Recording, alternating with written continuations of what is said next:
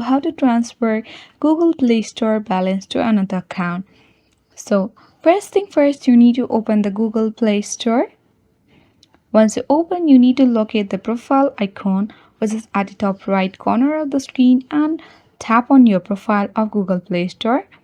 Once you have done that, at the bottom you can see help and feedback option. Tap on help and feedback. So let me remind you that there is no direct way to transfer the Google Play Store's balance to another account. So this is only the alternative way. You can simply scroll down and tap on contact us option. Here you need to tell what actually happened and how can Google help you.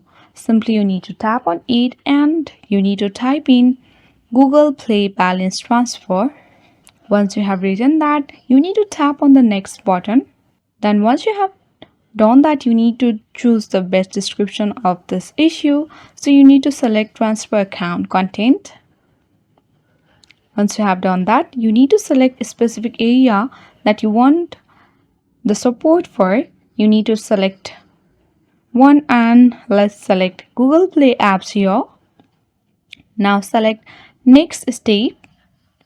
Once you have done that, you need to select again the next step button, and from here you can easily contact the Google Play Stores or the Google and find the solution for transfer Google Play Store balance to another account.